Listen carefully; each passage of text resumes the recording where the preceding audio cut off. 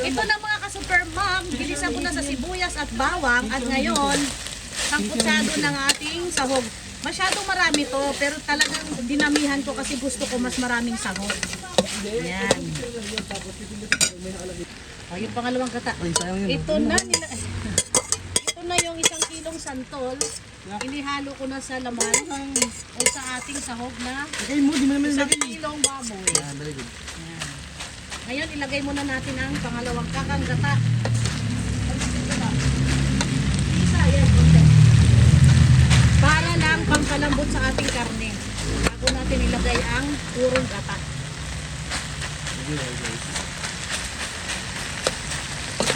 Yung santol pala, hinugasan ko to at saka piniga ko ng husto.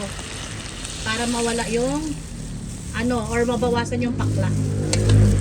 Yan, sarap. Ang daming sahog ng ating sinantulan. Tapos isasasaw daw yan mamaya sa... Sarap mga ka-superman. First time ever ko nagluto nito. Tignan natin mamaya. Mag-taste reveal tayo kung ano ang kahihinat na nito. Ay nako. Sarap. Amoy pa lang Bango. Ginisa ko lang pa lang ito sa sibuyas bawang. Tapos nilagyan ko na ng kalahating kutsara na paminta. Tapos kalahating kutsara muna na asin. Mamaya ko na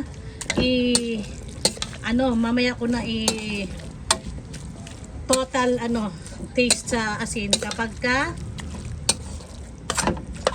nalagay na natin ang kakanggata.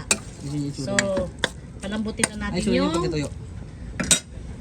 baboy na sahog para masarap kainin, malambot sa dila. Check na natin kung ano nang resulta ng ating sinangtulan. Ayan, kulong-kulo na. Pero patutuyuin natin to. Itong pangalawang kakanggata. Pagka natuyo na, saka ko ilalagay ang unang gata o yung pure coconut milk. Konti na lang. Matutuyo na siya.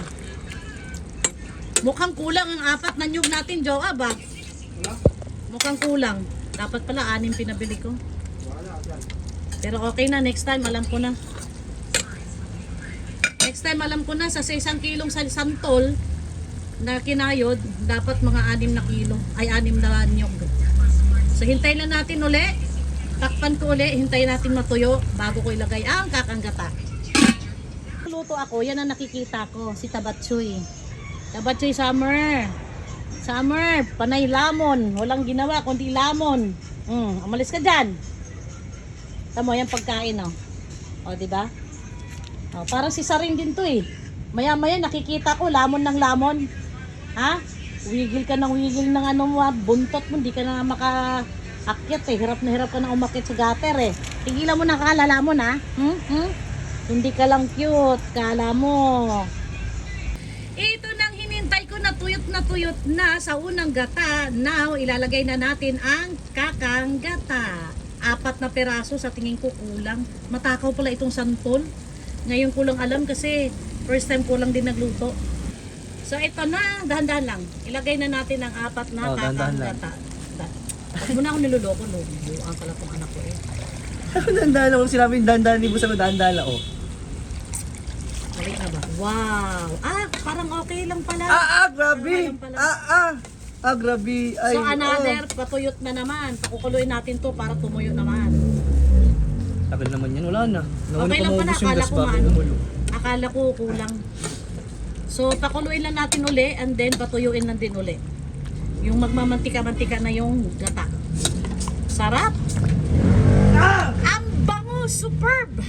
Sarap! Ang daming na ng gama. Sakit. Ito na, medyo tuyot na ang ating gata. So ilagay na natin ang siling haba o sili panigang. Yan. Hindi ko kanina sinabay kasi masyadong manghang pag sobrang pag sinubrahan siya sa luto. Di makakain yung bunso ko kaya hindi ko isinabay kanina paglunod sa o paghalagay ng gata.